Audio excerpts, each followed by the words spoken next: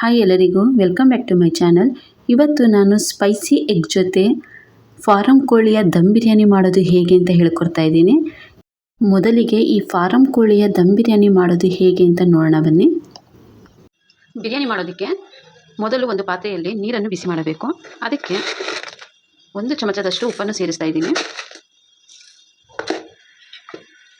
ಹಾಗೂ ಇದಕ್ಕೆ ಹಸಿರು ಮೆಣಸಿನಕಾಯಿ, ಸಾಜೀರಿಗೆ, ಚಕ್ಕೆ, ಲವಂಗ, ಅನಾನಸು ಮತ್ತು ಪಲ್ಲವಿ ಎಲೆಗಳನ್ನು ಸೇರಿಸ್ತಾ ಇದ್ದೀನಿ.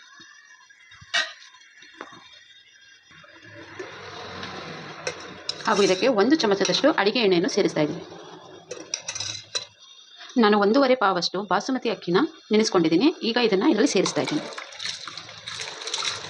ಇದು ಬರೀ 75% ಅಷ್ಟು ಮಾತ್ರ ಬೇಯಬೇಕಷ್ಟೇ, ಇದು ಜಾಸ್ತಿ ಬೇಯಿಸಬಾರ್ದು. ಈಗ ಇದಕ್ಕೆ ತಟ್ಟೆ ಕ್ಲೋಸ್ ಮಾಡಿ ಬೇಯಿಸ್ತಾ ಇದ್ದೀನಿ. ಇದು ಬರೀ 75% ಅಷ್ಟು ಮಾತ್ರ ಬೇಯಬೇಕು. ಈಗ ಮಸಾಲೆ ಮಾಡ್ಕೊಳ್ಳೋಣ ಬನ್ನಿ. ಈಗ ಒಂದು ಪಾತ್ರೆಯಲ್ಲಿ ನೀರು ಬೇಕಿಬಿಟ್ಟಿದ್ದೀನಿ. ಇದಕ್ಕೆ ಇವಾಗ ಮಸಾಲೆ ಮಾಡ್ಕೊಳ್ಳೋದಕ್ಕೆ ಟೊಮ್ಯಾಟೊ, ಹಸಿರು ಮೆಣಸಿನಕಾಯಿ, ಶುಂಠಿ, ಬೆಳ್ಳುಳ್ಳಿ ಹಾಗೂ ಒಣಮೆಣಸಿನಕಾಯಿನ ಹಾಕಿ ಬೇಯಿಸಬೇಕು.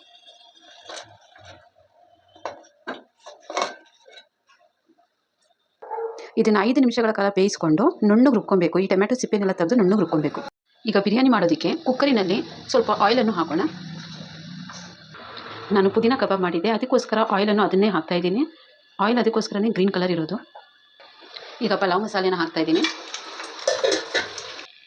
ಈಗ ಈರುಳ್ಳಿನ ಹಾಕ್ತಾಯಿದ್ದೀನಿ. ಈರುಳ್ಳಿ ಚೆನ್ನಾಗಿ ಕಂದು ಬಣ್ಣ ಬರೋವರೆಗೂ ಇದನ್ನು ಫ್ರೈ ಮಾಡಬೇಕು. ಈ ಬಿರಿಯಾನಿ ರೈಸ್ ಈಗ 70% ಅಷ್ಟು ಬೆಂದಿದೆ ನೋಡಿ ನೀವೇ. ಈಗ ಗಂಜಿನ ಬೇರ್ಪಡಿಸಬೇಕು. ಈಗ ಈರುಳ್ಳಿ ಚೆನ್ನಾಗಿ ಫ್ರೈ ಆಗಿದೆ.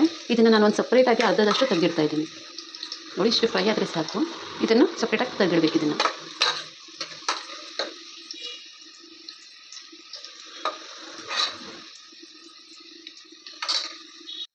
ಈಗ ರುಬ್ಬಿಕೊಂಡಿರುವಂತಹ ಮಸಾಲೆನ ಹಾಕ್ತಾ ಇದ್ದೀನಿ.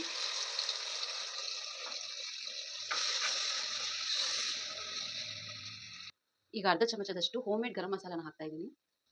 ಖಾರದ ಪುಡಿ ಮತ್ತು ಅರಿಶಿನ, ಧನಿಯಾ ಪುಡಿ, 1 ಚಮಚ ಬಿರಿಯಾನಿ ಪೌಡರ್ ಹಾಕ್ತಾ ಇದ್ದೀನಿ.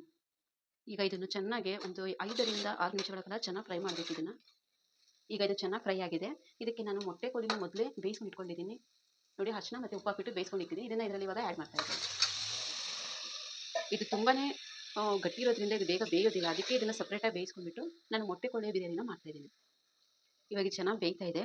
ಇದರಲ್ಲಿ ಇವಾಗ ಟೊಮ್ಯಾಟೊ ಮತ್ತು ಮಸಾಲೆನ ಹಾಕಿ ಬೇಯಿಸಿರುವಂತಹ ನೀರನ್ನು ಸಹ ಇದರಲ್ಲೇ ಆ್ಯಡ್ ಮಾಡ್ತಾ ಇದ್ದೀನಿ. ಇವಾಗ ಇದು ಚೆನ್ನಾಗಿ ಫ್ರೈ ಆಗಿದೆ. ಇದರಲ್ಲಿ ಅರ್ಧದಷ್ಟು ನಾನು ಮಸಾಲೆನ ಸಪ್ರೇಟಾಗಿ ಇಟ್ಕೊತೀನಿ.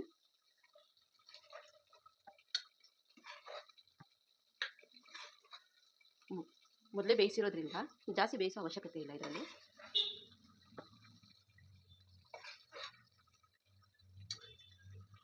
ಈಗ ಬೇಯಿಸ್ಕೊಂಡಿರುವಂತಹ ಬಾಸುಮತಿ ರೈಸ್ನ ಇದರಲ್ಲಿ ಹಾಕೋತಾ ಇದ್ದೀನಿ.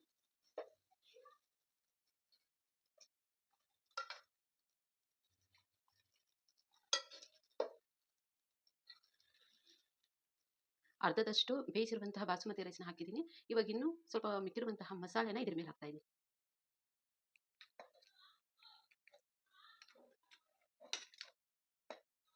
ಈಗ ಮಸಾಲೆನ ಹಾಕಿದ್ದೀನಿ. ಇದರ ಮೇಲೆ ಮಿಕ್ಕಿರುವಂತಹ ಬಾಸುಮತಿ ಅನ್ನವನ್ನು ಹಾಕ್ತಾ ಇದ್ದೀನಿ. ಈಗ ಮಿಕ್ಕ ಅನ್ನವನ್ನು ಸಹ ಇದರಲ್ಲಿ ಹಾಕಿದ್ದೀನಿ. ಈಗ ಕಡ್ದಿಟ್ಕೊಂಡಿರುವಂತಹ ಈರುಳ್ಳಿನ ಇದ್ರ ಮೇಲೆ ಹಾಕಬೇಕು. ಈಗ ಇದರಲ್ಲಿ ಲೆಮನ್ ಜ್ಯೂಸ್ ಹಾಕ್ತಾ ಇದ್ದೀನಿ. ಈಗ ಇದರಲ್ಲಿ ಫುಡ್ ಕಲರ್ನ ಹಾಕ್ತಾ ಇದ್ದೀನಿ. ನೀವು ಯಾವುದೇ ಕಲರ್ನಾದರೂ ಹಾಕಬಹುದು.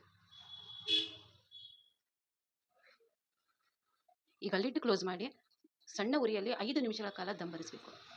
ಈಗ ಲಿಡ್ಡನ್ನು ಕ್ಲೋಸ್ ಮಾಡಿ 5 ನಿಮಿಷಗಳ ಕಾಲ ಇದನ್ನು ದಮ್ ಬರಿಸಬೇಕು.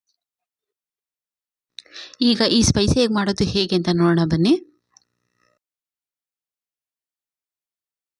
ಮೊದಲಿಗೆ ಒಂದು ಬೌಲ್ನಲ್ಲಿ ಕತ್ತರಿಸಿಕೊಂಡಿರುವಂತಹ ಈರುಳ್ಳಿ ಮತ್ತು ಕೊತ್ತಂಬರಿ ಹಾಗೂ ಚಿಲ್ಲಿ ಪೇಸ್ಟನ್ನು ಹಾಕಿ ಸ್ವಲ್ಪ ಉಪ್ಪು, ಸ್ವಲ್ಪ ಮೆಣಸಿನ ಪೌಡ್ರ್ ಮತ್ತು 4 ಮೊಟ್ಟೆಗಳನ್ನು ಸೇರಿಸಿ ಚೆನ್ನಾಗಿ ಇದನ್ನು ಕಲಿಸ್ಕೊಬೇಕು.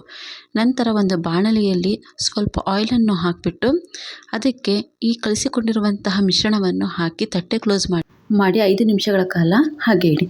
ನಂತರ ಇದನ್ನು ಉಲ್ಟಾ ಮಾಡಬೇಕು.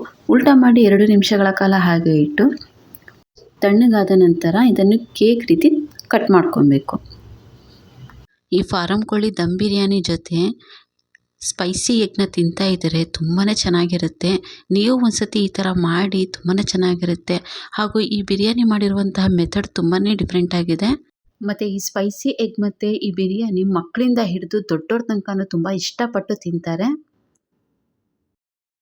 ಈಗ ಕುಕ್ಕರಿನಲ್ಲಿ ಓಪನ್ ಮಾಡಿ ನೋಡೋಣ ಬಿರಿಯಾನಿ ಹೇಗಾಗಿದೆ ಅಂತ.